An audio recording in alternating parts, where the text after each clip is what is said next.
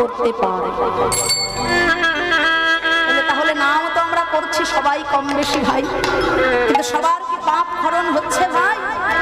পাপ কি খণ্ডন সবার হচ্ছে? হচ্ছে হবে কি করে ভাই? পরবর্তী কথা তো তোমরা শোনোনি, হেন কৃষ্ণ নাম যদি লয় বহুবার, তথাপি না হয় প্রেম, না বহে অশ্রুধার। নাম আমরা সবাই করি বটে, কিন্তু নামে আমাদের প্রেম নাই, ভক্তি নাই, নয়নে অশ্রু নাই। বলে কেন হচ্ছে না? কেন হচ্ছে না? সংসারের ছেলে মেয়ে পুত্র পরিজন, সংসারের মানুষগুলো যদি একটু কষ্ট দেয়, একটু দুঃখ দেয়, চোখের জলেতে একবারে বুক ভেসে যায়, গঙ্গা যমুনা বয়ে যায়। কিন্তু কৃষ্ণ নাম গাইতে গেলে, হরি নাম গাইতে গেলে কেন আমাদের বন্ধন আসে না? কৃষ্ণ বলে কেন আমরা কাঁদতে পারি না? কেন জানো ভাই? তবে তো জানিবে দেহে অপরাধ আছে প্রচুর, কৃষ্ণ নাম প্রেম জয়ীছে না হয় বহু জন্মের পুঞ্জীভূত অপরাধের ফলে যে নামে পাথর গলে যায়, পাষাণ গলে যায়, সে নামে আমার হৃদয় পাষাণ গলে না। তা বলে যেন নাম শোনা আমরা বন্ধ করব না।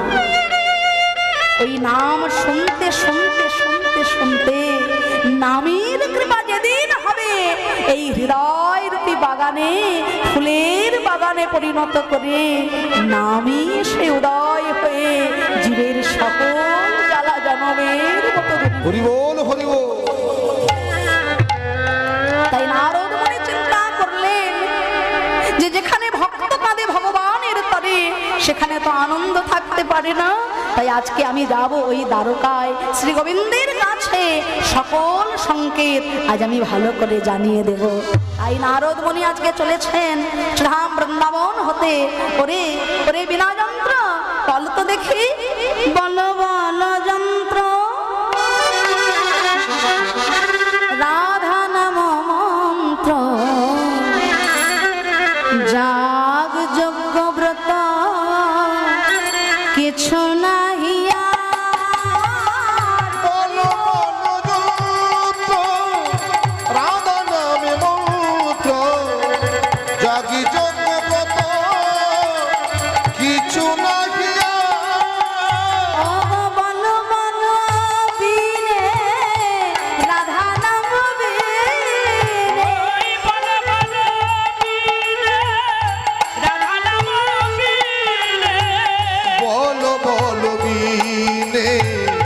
রাধা নাম বিনে, না না এই ত্রিভুবন মাঝে কিছু নাহিয়া। বল বল রাধা নাম মন্ত্র, জাগি জগ ব্রত কিছু নাহিয়া।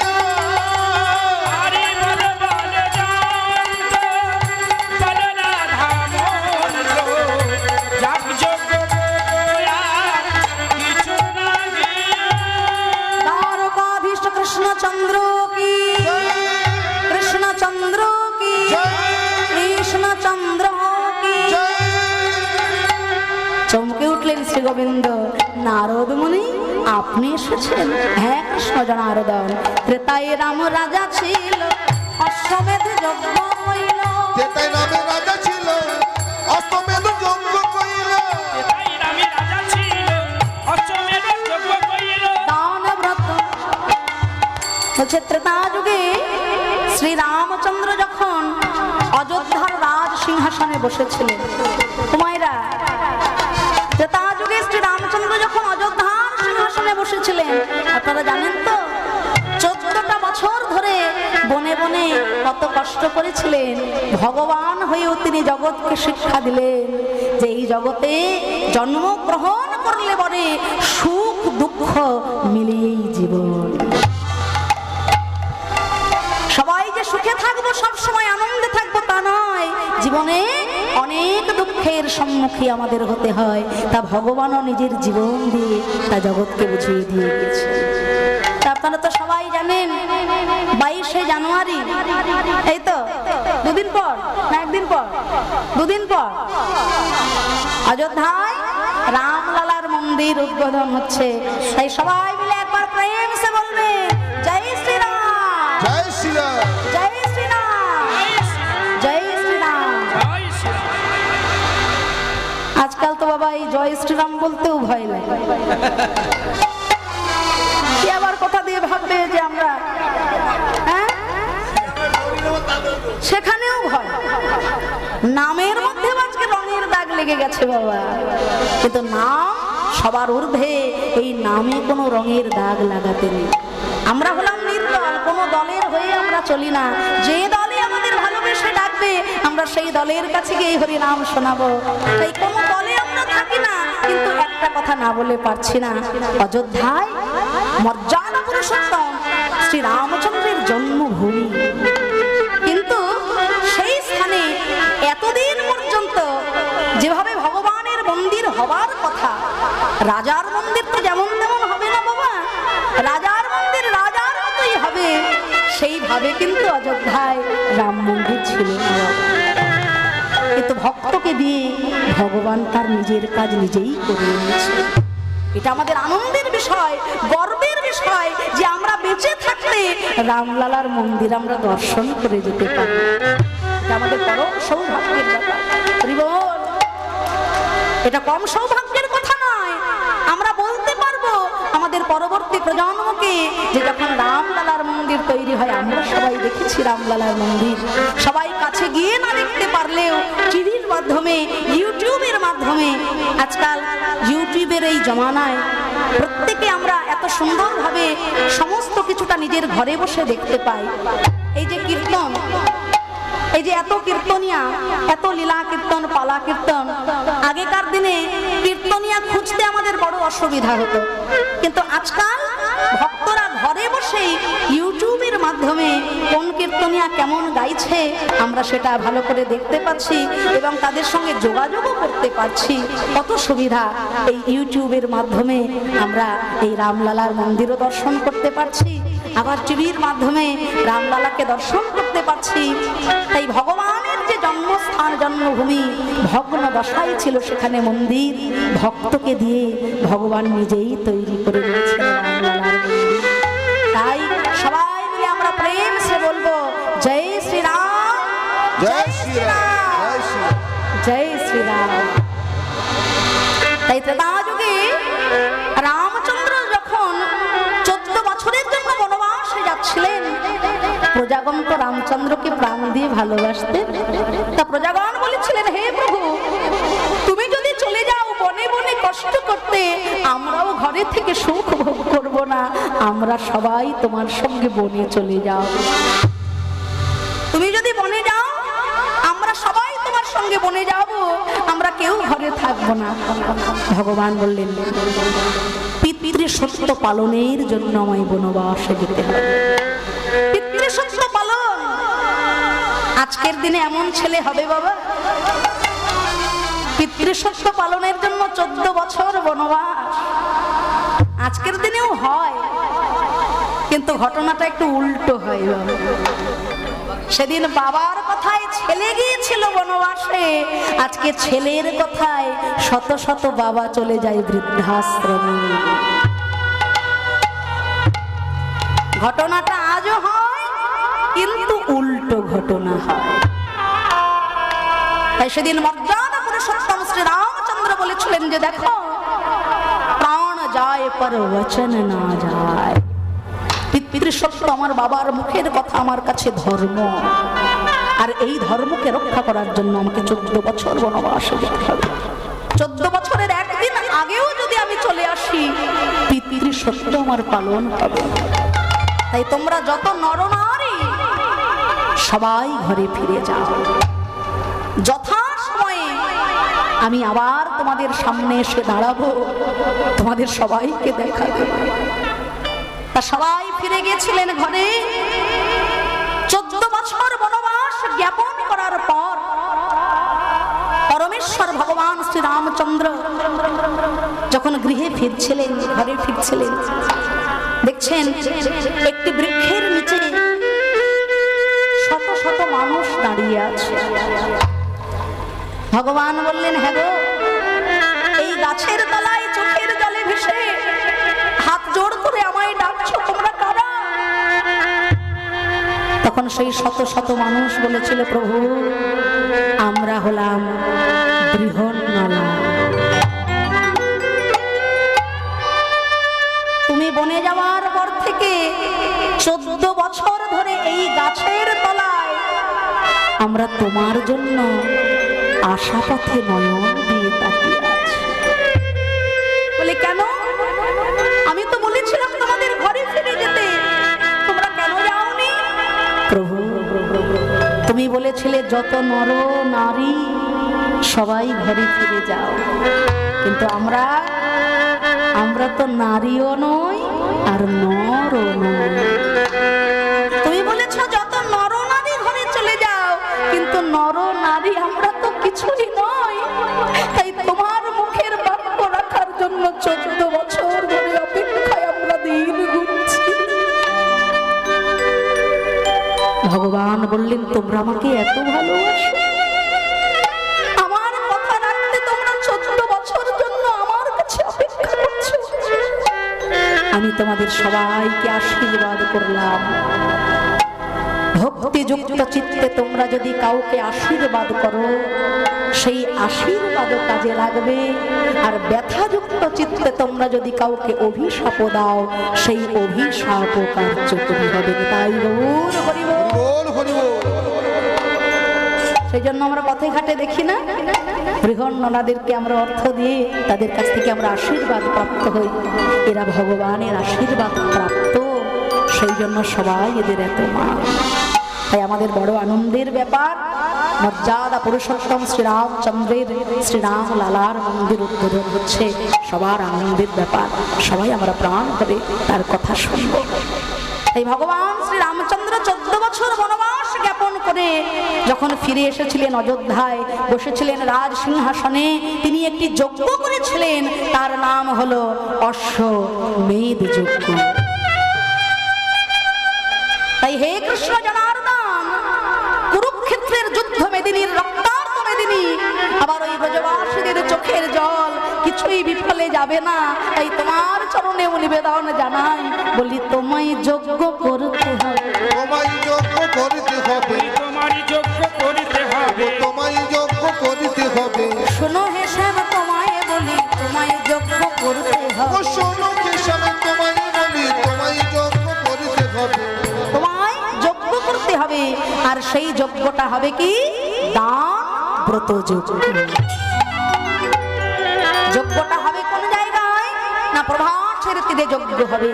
প্রভাসের জলে স্নান করে চাঁদ তার হারানো প্রভা, হারানো জ্যোতি ফিরে পেয়েছিল, তাই প্রভাসের তীরেই যজ্ঞ হবে।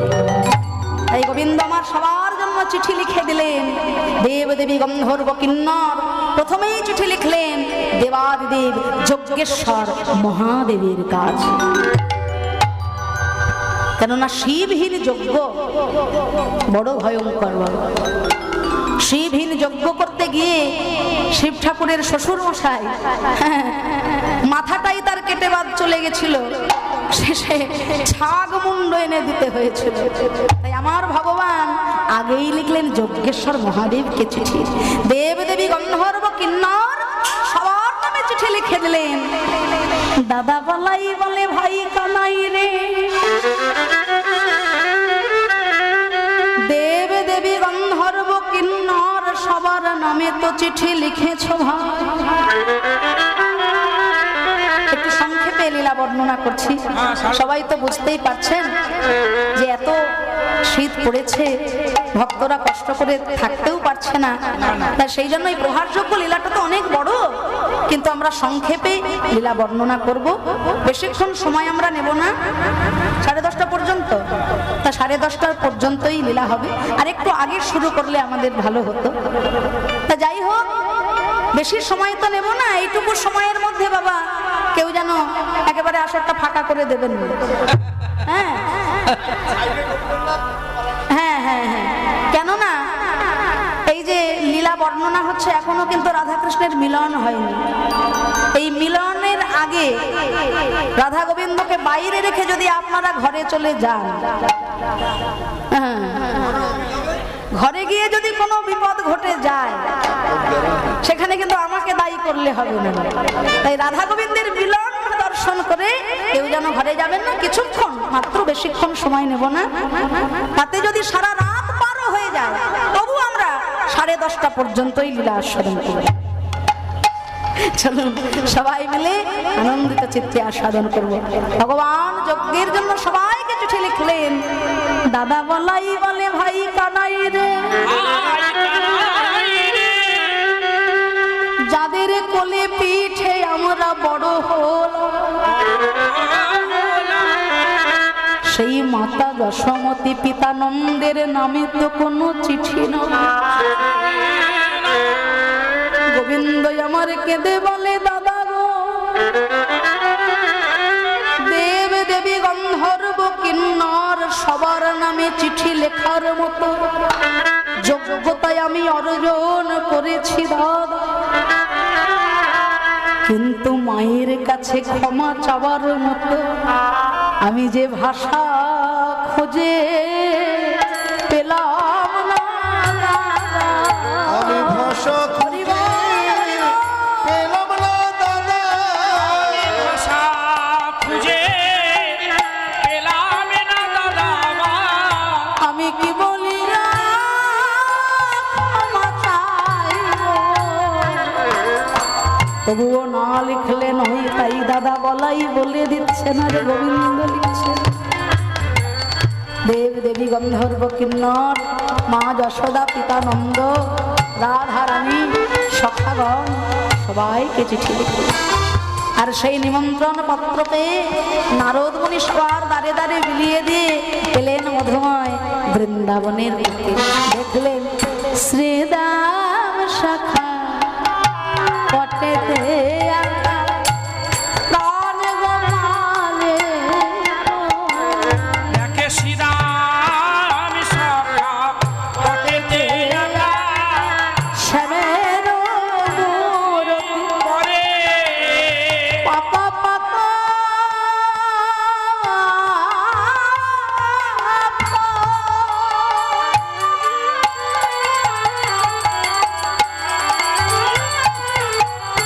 ভয় কানায়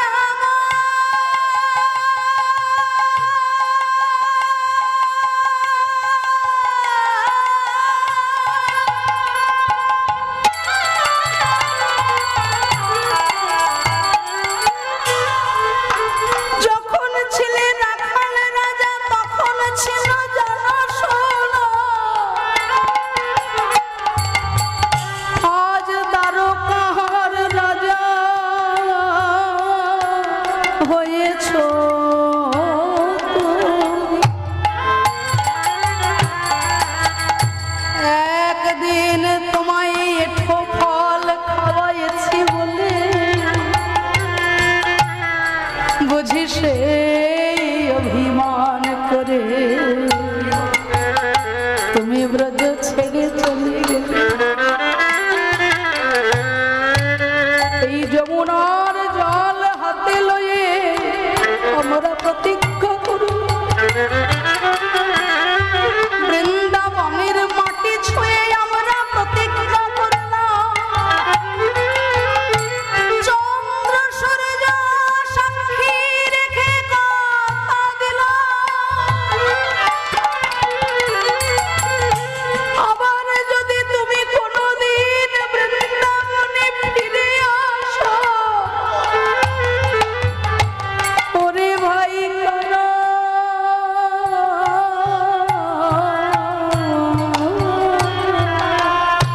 না না এঠো ফল আমরা খাওয়াবো না। ভাই কানাই দি তো ফলে আমরা খাওয়াবো না ভাই। এগুলো ভাবের ব্যাপার বাবা, আস্বাদনের বিষয়। এগুলো টাইমের ব্যাপার, সময়ের ব্যাপার নয়। কীর্তন যদি এক্সপ্রেসের মতো ছোটে, সেখানে তো প্রেম থাকবে না, ভালোবাসা থাকবে না। এটা হলো সাধনার ব্যাপার। তাই আমাদের সময়ের মধ্যে বাধা। যাই হোক, এত সুন্দর ভক্ত পেয়ে আমাদের মন আনন্দে ভরে যাচ্ছে।